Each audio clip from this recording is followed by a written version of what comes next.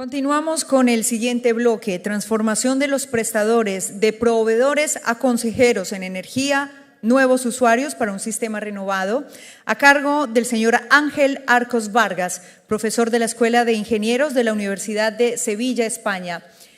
El señor Arcos es doctor ingeniero industrial por la Universidad de Sevilla. Tiene diplomado en alta dirección por el Instituto Internacional San Telmo y diplomado en Leadership for Energy en la Harvard Business School.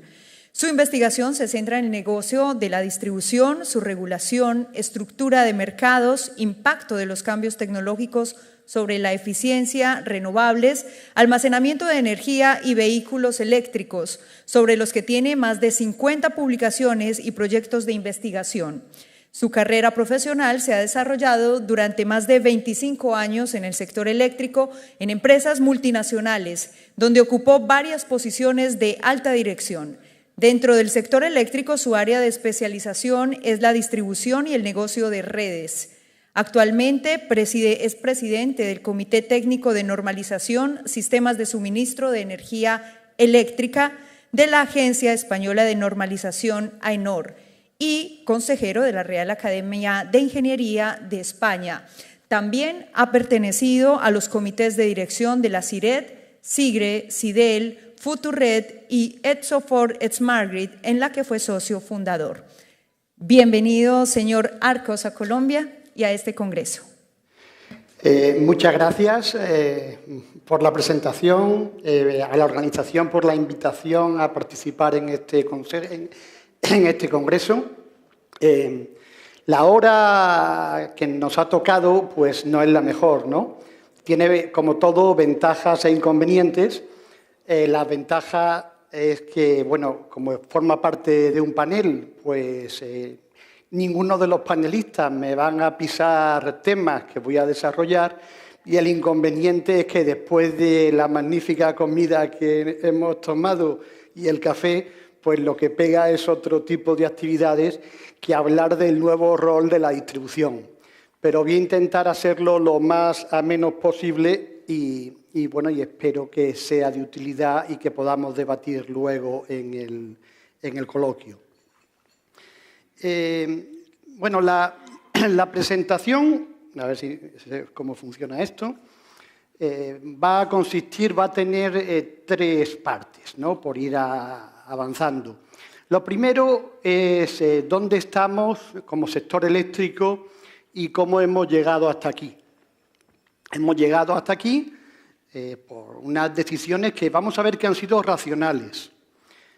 Una segunda parte, que bueno, en la presentación de ayer del socio de Ernst & Young, vimos que están apareciendo, bueno, se han repetido en varias de las sesiones que hemos tenido hasta ahora, que están habiendo cambios contextuales, cambios en el contexto, que están haciendo que realidades que dábamos pues, como dogmas, como cosas ciertas, pues empiecen a dejar de ser tan ciertas y nos hagan que los modelos de regulación, que los modelos de negocio que teníamos incorporados, pues ya no sirvan o no vayan a servir. Y la tercera parte es qué nuevas oportunidades de negocio, cuáles nuevos roles tienen que ocuparnos a los agentes que estamos involucrados en el sistema, ¿no? Entonces, a ver, aquí, primero damos una mirada al pasado y montamos lo que es la línea de tiempos. Hace más de 100 años empieza la distribución y empieza a raíz de una contribución tecnológica, aparecen la tecnología, pues aparecen dos tendencias, la corriente alterna, la corriente continua, aparece una batalla que llega a los medios, ya hace 100 años ya los medios tenían mucho que ver en este sector, incluso ahí pongo la foto y ahí en el link que aparece aquí arriba pueden ver el vídeo en YouTube, que es cuando electrocutan un elefante para demostrar que la alterna y la continua, una es segura y otra no. Esto eso son cosas que pasan ahora y no damos crédito. Y esta guerra esta competencia que aparece por quitar clientes de un sitio a otro, pues lleva a que intervenga el Estado y tenga sentido la integración de las empresas. Y se crean empresas integradas verticalmente, que son las que hemos conocido los que somos más mayores, que estamos aquí, los más jóvenes ya lo han conocido menos. Aparecen economías de escala, también tecnológicas, asociadas a la generación. Las centrales, cuando yo estudiaba ingeniería, veíamos que tenían que tener un tamaño mínimo de 500 megavatios para que fueran eficientes. Y esto pues sigue avanzando. Cuando una parte del negocio tiene un monopolio, este monopolio puede crear abusos, un abuso de posición dominante, que dicen los economistas, y ahí llegamos a un proceso de separación de negocios, de unbundling, donde empezamos a encontrar actividades en competencia y actividades reguladas. Esto es lo que nos encontramos, 3 fases, una que es podemos llamarle competencia destructiva, donde se van quitando clientes, donde los negocios son locales, porque la tecnología no sirve, no llega a largas distancias. Una empresa integrada caracterizada por un monopolio, donde están todos los negocios y aparecen subvenciones cruzadas, que los economistas dicen que eso nos lleva a un óptimo económico. Y ahora estamos en la separación total de actividades. Y en el caso de muchos países, y aquí pongo el ejemplo de España, pues hay la zona gris, que es una zona en competencia, que es la generación y la comercialización, y una zona que es regulada. Y al ser regulada, pues tiene que hacer lo que el regulador le mande. Está allí para cumplir las órdenes que le da el regulador, que le fija unos objetivos y le garantiza una retribución, y esa retribución tiene que ser suficiente para soportar sus costes. Las actividades de red, transporte y distribución, son las únicas reguladas, y los que hemos estudiado teoría económica, microeconomía, pues sabemos que las actividades en competencia no tiene sentido el establecer una estrategia, porque la dinámica del mercado la lleva al mínimo de los costes medios y le arrastra, pero sin embargo cuando una actividad es regulada o cuando una actividad está en monopolio, sí tiene sentido definir una estrategia. Es decir, el nuevo rol del sector eléctrico tiene que estar basado en la distribución, en el negocio de redes, porque es el único capaz de generar, de poseer una estrategia, de definir una estrategia. Esa estrategia la tendrá que definir quien le paga a este negocio regulado, que es el regulador. Y hace un rato, con el señor Cristian Jaramillo, le estaba escuchando las disposiciones de la REG, y bueno, pues me parecían todas tremendamente razonables las líneas que estaban investigando. En España, pues la misión del distribuidor que le manda el regulador y le paga por ello, pues es mejorar la calidad de servicio, integrar las renovables, reducir las emisiones, un poco las que nos ha estado diciendo el señor Jaramillo hace un par de horas. Pero esto pues, puede involucrar muchos recursos del sistema.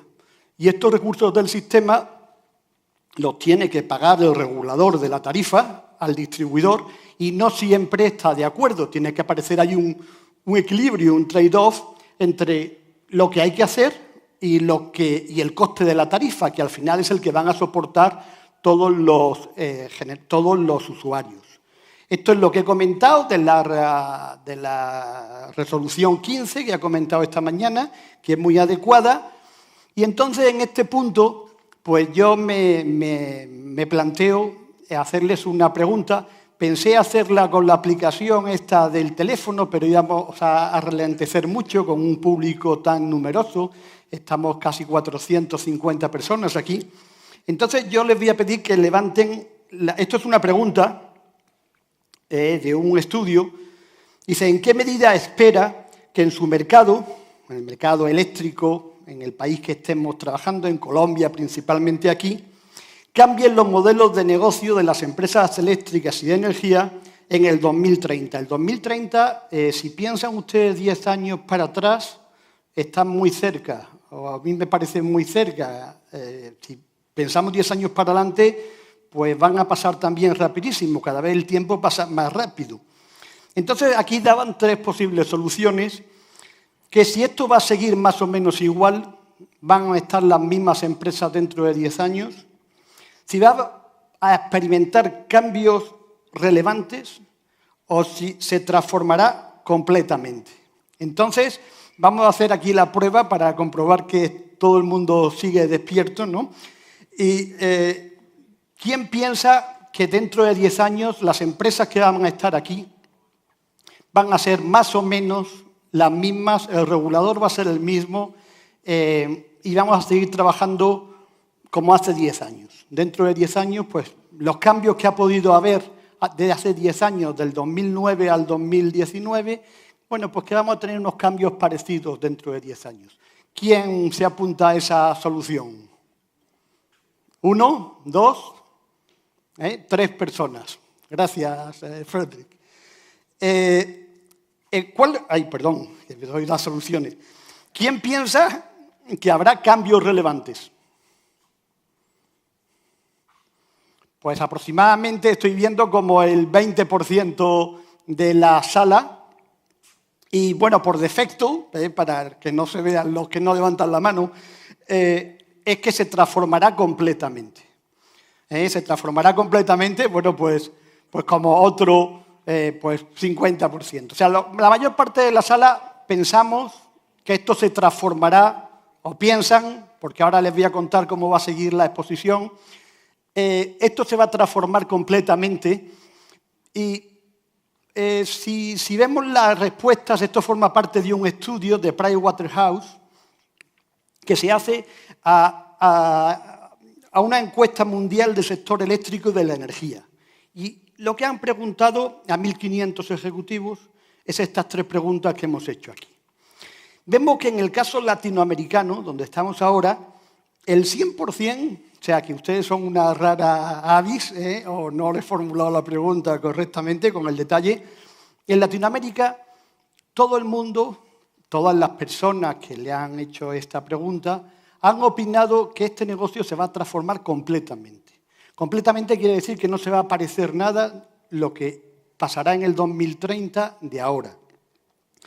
Si vemos el opuesto, digamos, el caso más alejado de Latinoamérica es China, donde aparecía, bueno, pues que hay muchas personas que piensan en Asia, donde piensan pues que hay un porcentaje que seguirá más o menos igual.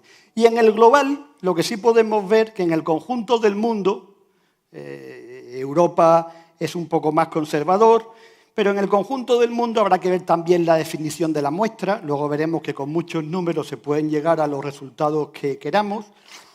Bueno, pues el 94% de los ejecutivos que están involucrados en este negocio, de la muestra determinada, pues piensan que este negocio va a transformarse completamente o al menos va a haber cambios muy relevantes.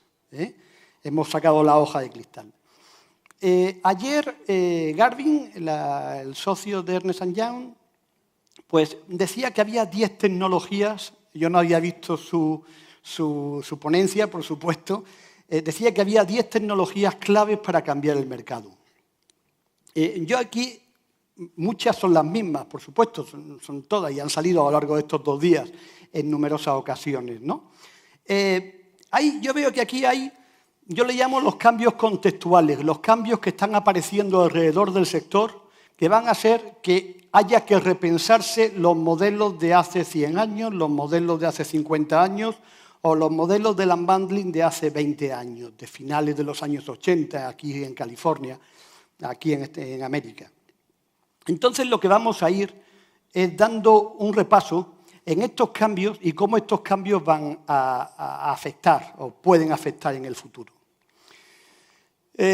Aquí sí quiero hacer un disclaimer, ¿no? Yo las opiniones que voy a exponer aquí no son necesariamente mías. Son opiniones de la academia, es decir, son estudios de centros de investigaciones y universidades de reconocido prestigio que presento que dan una opinión de cómo va a ir el futuro, que puede ser mucho más reconocida que una mía personal, que también la podré dar al final. Entonces, esto es un estudio interesantísimo que se publicó el año pasado del Imperial College de Londres, un instituto de investigación energética muy reconocido, que solamente el título ya impacta. Se llama Esperando lo inesperado.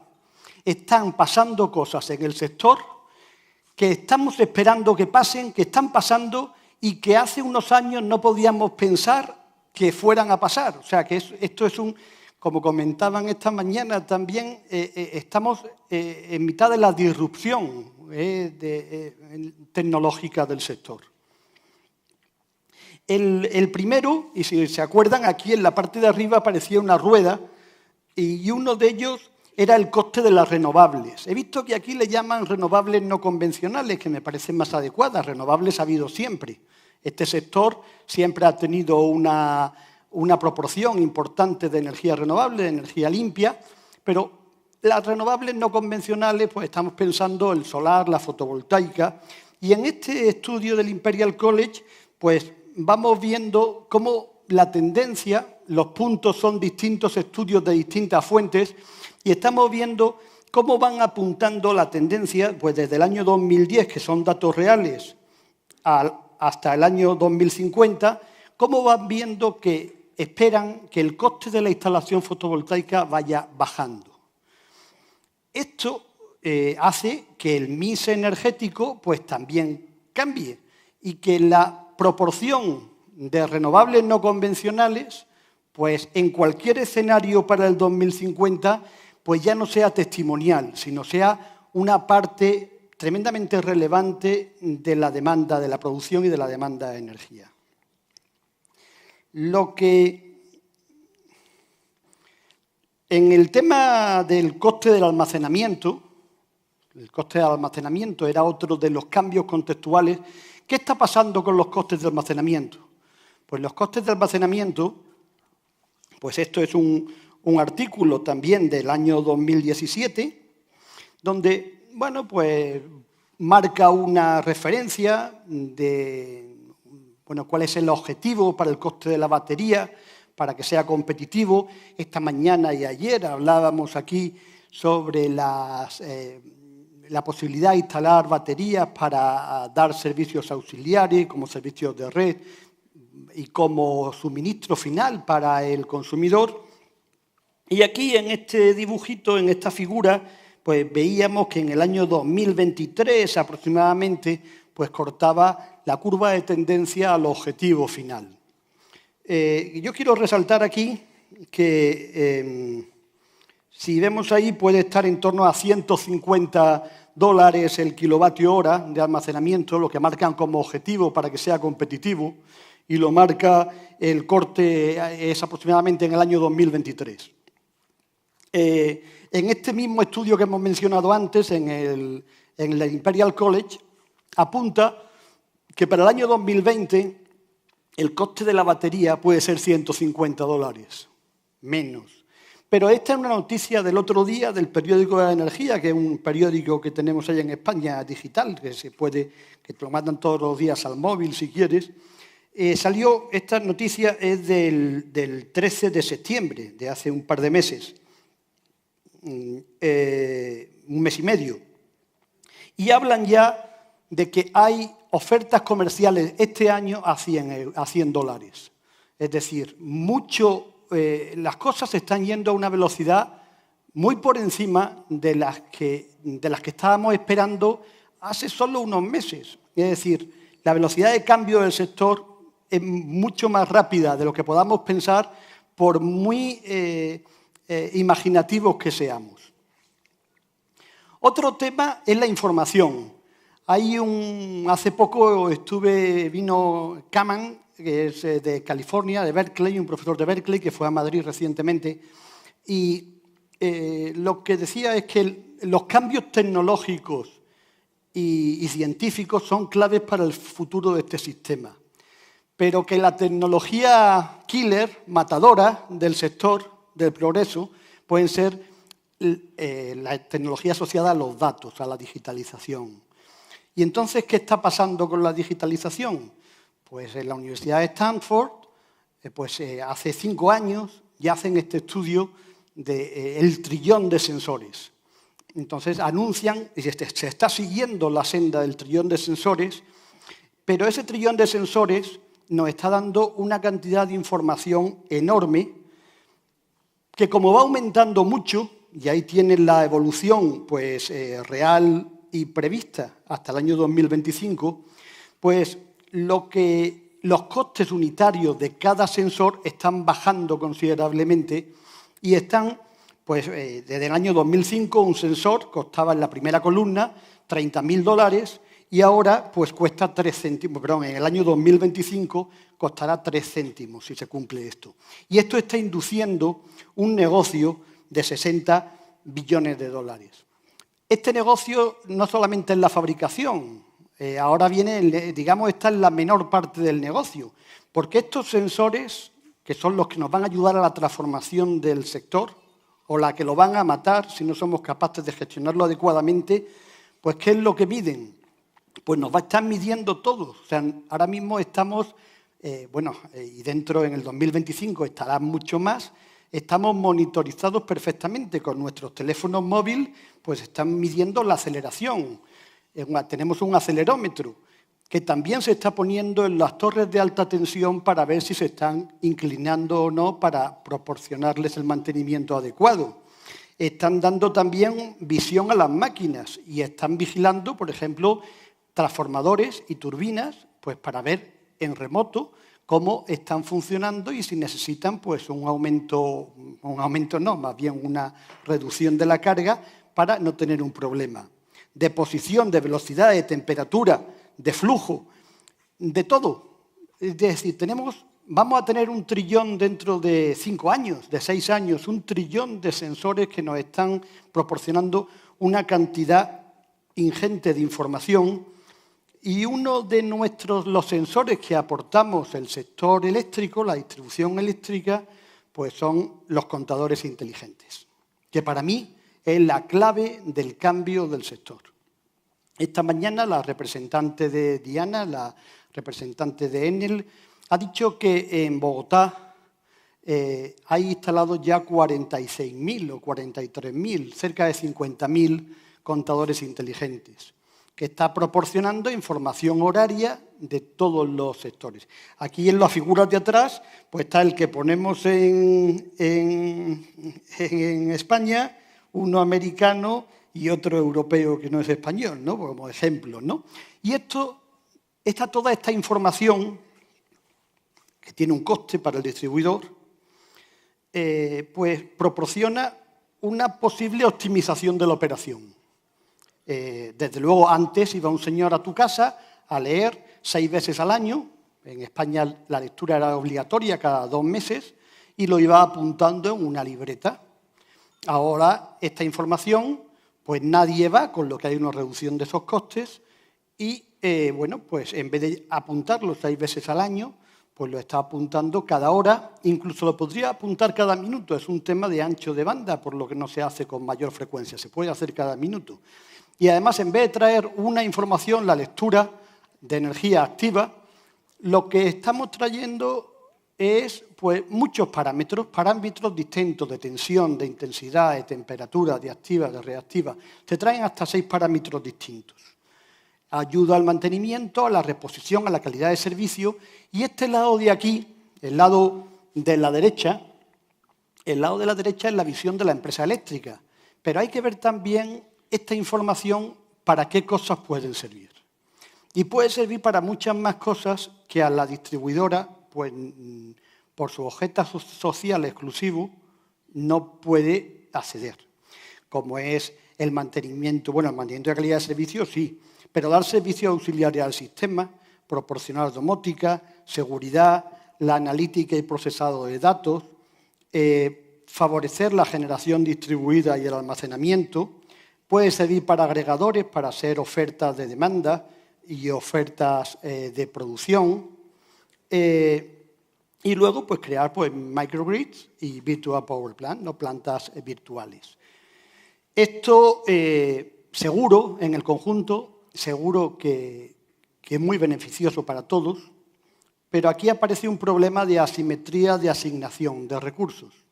Por un lado, los recursos necesarios para desarrollar esta tecnología, que son billonarios, lo tiene que soportar el distribuidor, con lo que lo tiene que aprobar el regulador, y los beneficios, pues además del distribuidor, que los va a capturar, pues los va a obtener, a capturar otros.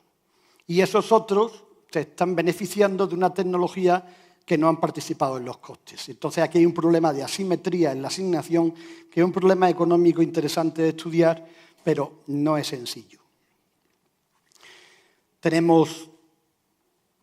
Hemos pasado de 6 lecturas al año a 6 lecturas cada minuto, hay 8.000 a 6 lecturas a la hora, podemos llegar a 6 lecturas al minuto.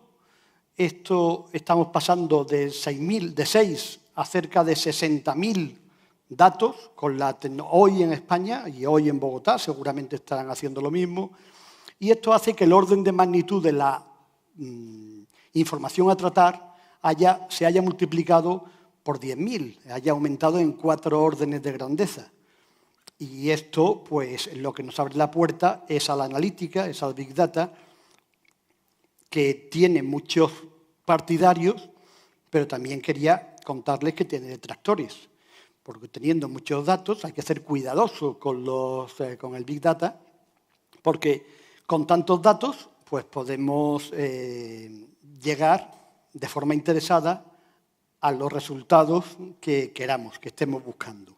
Entonces, ahí hay que hacer, es posible que se pueda probar cualquier hipótesis, ¿no? Y se le está dando unas expectativas demasiado elevadas. Esto es de Berkeley, también de California, luego Freedom, que interviene detrás de mí, que viene de California, pues a ver si nos aclara algo, ¿no? Aquí aparecen muchos modelos de negocio. Aparecen alrededor, la olla del dinero puede ser la distribución, y hay un montón de gente que puede estar dando vueltas porque ahí van a aparecer nuevos negocios. El primer negocio tiene que ser, hay que potenciar, decíamos esta mañana, hay que empoderar al cliente. El primer negocio tiene que ser el cliente, el consumidor. Y este es un estudio que ha hecho el Rocky Mountain, y lo que ve es, bueno, ¿tendría sentido la defection, la separación de la red, desconectarnos? Hablábamos de las centrales de 500 megavatios como tamaño económico. Ahora decimos, oye, si yo tengo mi central y mi red en la red de mi casa, ¿tiene sentido? Y entonces, bueno, pues estos señores, que son muy, muy inteligentes y muy potentes, pues hacen un estudio y dicen, hombre, cuanto más alta sea la tarifa eléctrica y cuanto más sol dé en tu casa y cuanto menos cueste la tecnología de almacenamiento más placas, pues más favorable va a ser el que tú te puedas separar. Como sabemos, la tendencia que va a llevar, la del sol sigue siendo, salvo a que haya cambios cósmicos, climáticos, y se eclipse el sol todos los años sale lo mismo, hay días nublados, días no nublados, pero en media las horas de utilización son las mismas, y entonces la única variable que puede afectar al modelo son los costes de la tecnología, que por otra parte sabemos cómo van a ir evolucionando. Y entonces hacen este estudio pues, para todos los estados de Estados Unidos.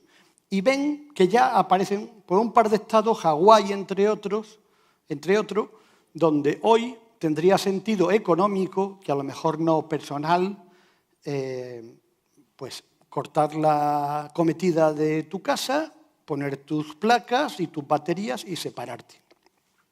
Este otro estudio, también que se ha hecho en California, que se ha publicado en esta revista, que es Renewable and Sustainable Energy, que es en el ranking de las revistas de energía, es la número 3, o sea, es muy prestigiosa, tiene un factor de impacto de 10, y lo que calcula aquí es cuánto es el coste del kilovatio, el coste medio. El COE es el coste medio equilibrado, balanceado del kilovatio, pues utilizando lo que han hecho antes.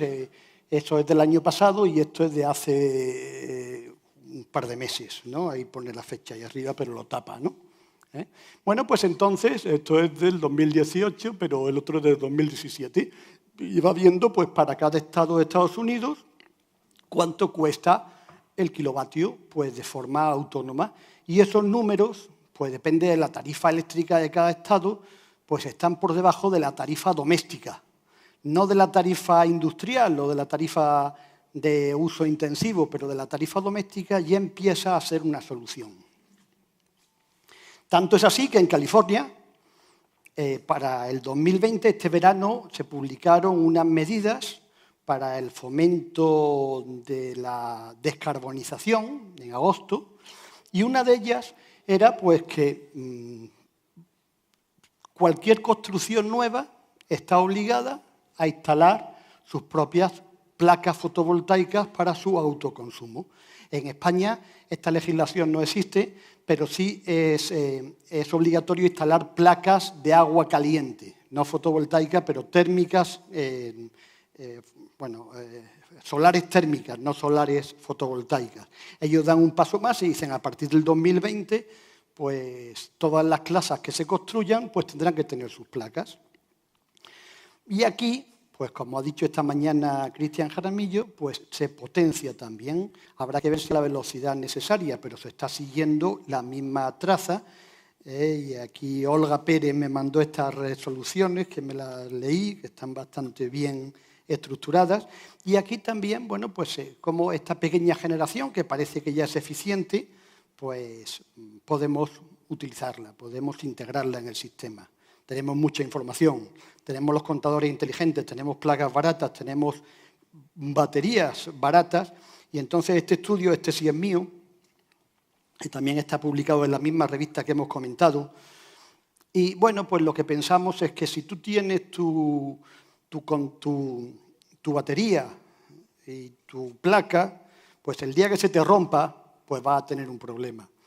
Y si yo el verano pasado pues tuve la desgracia por un problema de mi instalación particular, de que se rompió el neutro y tal, ¿no? De estar pues 3 días sin luz en casa, ¿no? Lo que fue una catástrofe.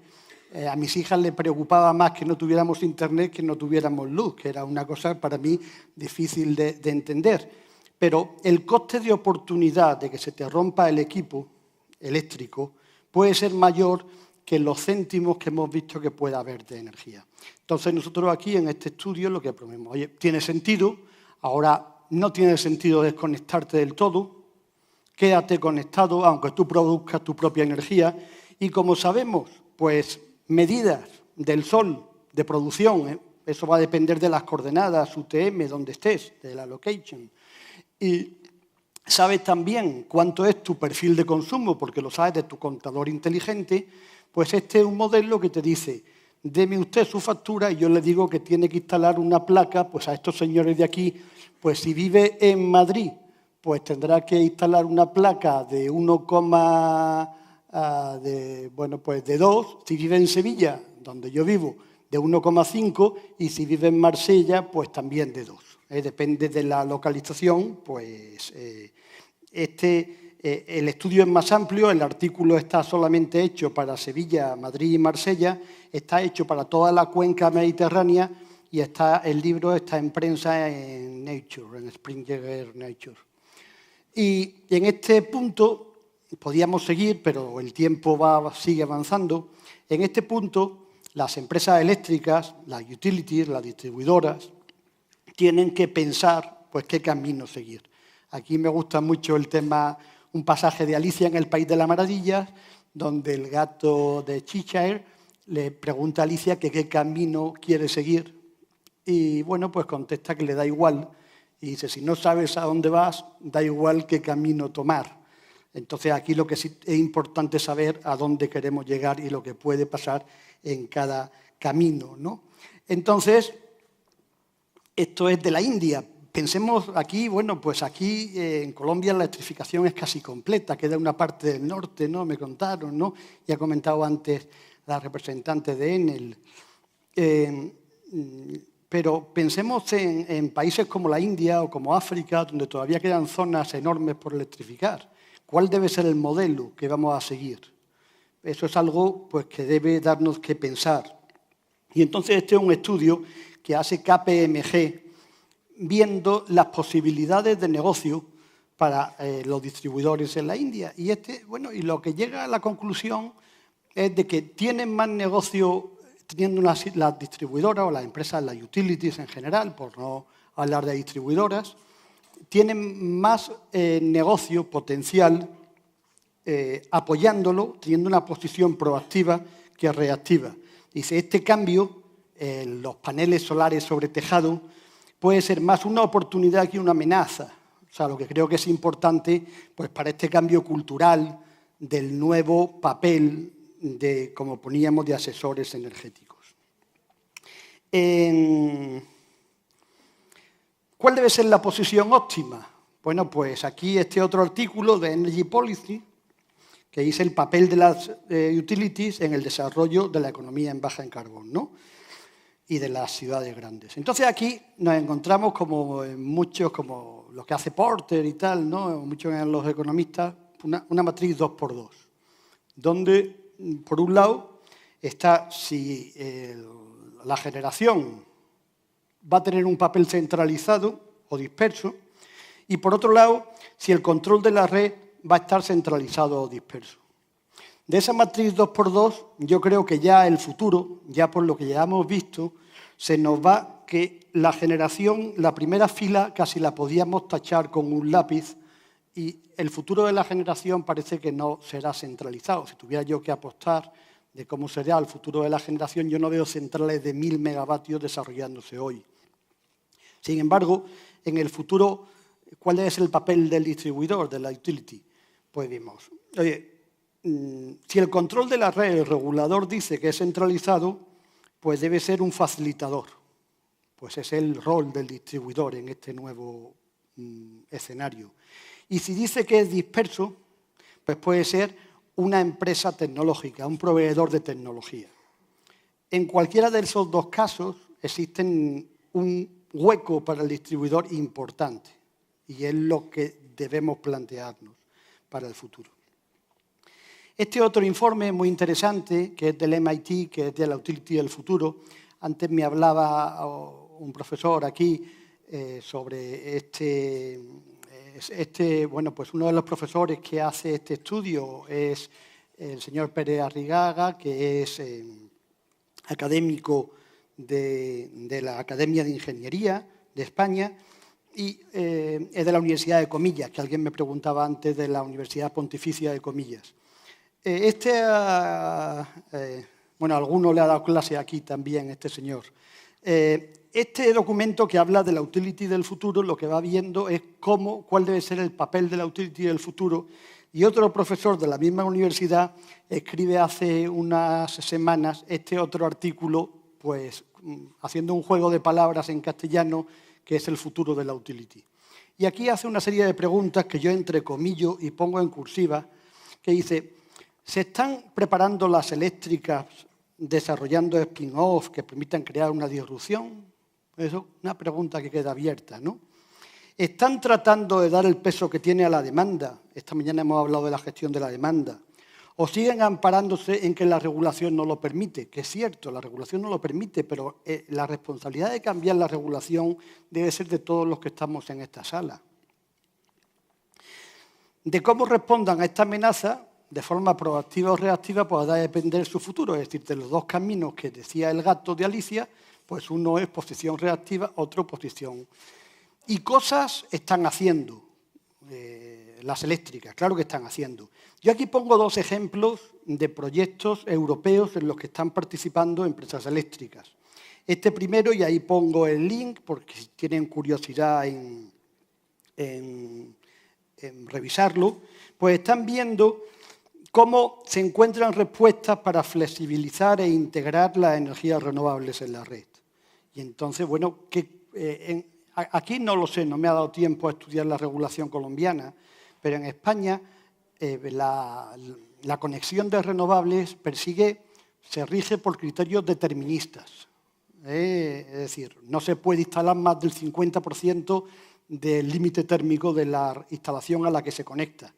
Y eso pues sirve unas horas del día, pero está planificando el momento más desfavorable. Oye, pues a lo mejor esa regulación hay que cambiarla porque esa regulación se hizo cuando no teníamos el volumen de información que tenemos ahora. Otro estudio es el de dotar de flexibilidad al sistema. Y aquí actúan muchos países. Pues los italianos están haciendo la dinámica de precios con el control de cargas, por ejemplo, que es un tema pues, que también debe cambiar. Los franceses están definiendo hasta dónde se deben agregar las curvas y las respuestas, los servicios de respuesta de demanda. Los españoles están haciendo la gestión de la fotovoltaica y el almacenamiento. Los suizos, bueno, están viendo si hay errores que hacer al día siguiente. Y, bueno, pues todos en general están contribuyendo a ver cómo se puede cambiar el sistema y todo esto del lado de las utilities, de las empresas de distribución. La pregunta es, y eso es el Fórmula E, que es el coche eléctrico, ¿no? Si la velocidad es la adecuada, porque lo que estamos viendo es que las cosas, lo hemos visto al principio, los cambios están apareciendo a mucha más velocidad de la que hemos vivido hasta ahora. Y eso es una pregunta que debe quedar abierta. ¿Están haciendo cosas? Sí. ¿Hay un nuevo rol? También. ¿La velocidad es la adecuada? Lo veremos dentro de unos años. Entonces, a modo de conclusiones, pues podemos decir que el sector eléctrico, a mí, cuando hablamos ahora de la red inteligente, yo pienso que la red ha sido siempre inteligente. Lo que pasa es que la tecnología, la inteligencia aplicada a la tecnología, pues daba unas soluciones distintas de las que hay ahora, porque había menos datos o los costes eran distintos. Y entonces, todas las formas han sido eficientes y han estado justificadas por sus objetivos y su entorno. Hace unos años el objetivo no era reducir las emisiones, era electrificar el país y dar energía barata para un desarrollo industrial y económico y social. Luego, una segunda idea que hemos mencionado es sobre los cambios tecnológicos pues, que están propiciando la aparición de nuevos modelos de negocio.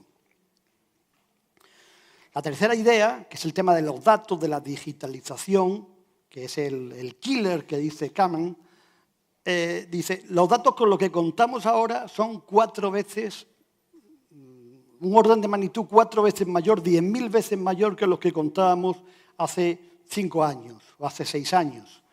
En España se acaba el 31 de diciembre de este año, el 100% del parque de los clientes de menos de 10 kilovatios tendrá el contador telemandado. Esta inmensa generación de información, mucha no sirve para nada, pero hay una parte que tiene un valor enorme. Hay que ver cuál es ese valor. Las empresas eléctricas tienen que definir qué quieren ser de mayores, aunque sean empresas que tienen más de 100 años, pero cuál debe ser su posición. Y la última conclusión, la última idea, es que para convertir las amenazas en oportunidades, como dice el informe de KPMG, las utilities tienen que promover un cambio proactivo en la regulación, un cambio en la regulación pues, que favorezca esta innovación que también comentábamos esta mañana. De cualquier forma, queda mucho por hacer. Ahí ponemos un mapa del mundo por la noche. Bueno, es un mapa trucado, ¿no? Porque se van cambiando para que salga a todos los países. Y lo que sí vemos es que el 25% de la población pues, está sin electrificar. Entonces, digamos que además de nuestros países avanzados, pues queda mucho mundo donde habrá que desarrollar una tecnología que puedan pagar y que podamos desarrollar modelos de negocio eficientes para proporcionarle a ellos el bienestar que tenemos en otras partes del mundo. Y por mi parte, nada más. Esto es mi visión de cuál debe ser el nuevo rol de la distribución